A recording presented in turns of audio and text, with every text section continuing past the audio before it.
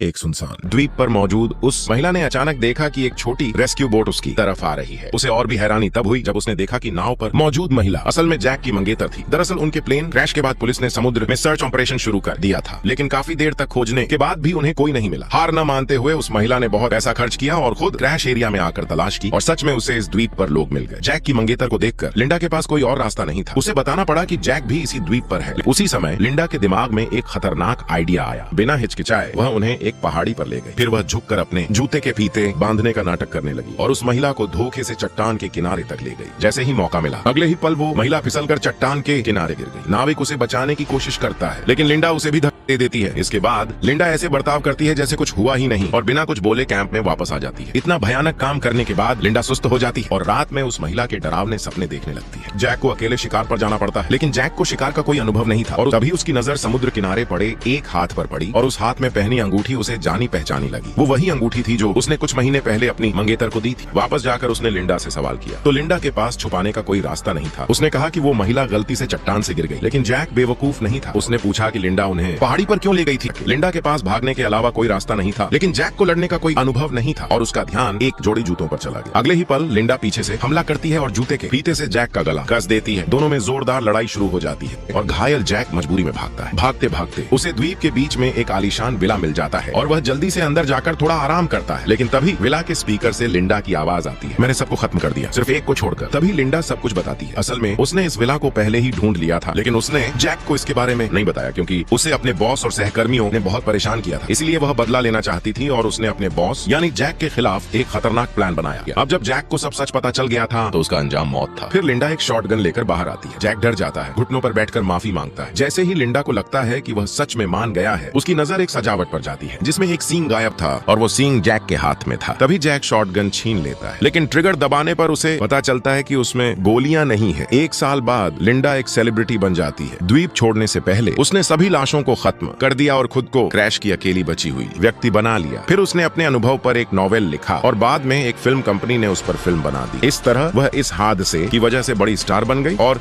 अमीर और शानदार जिंदगी जीने लगी।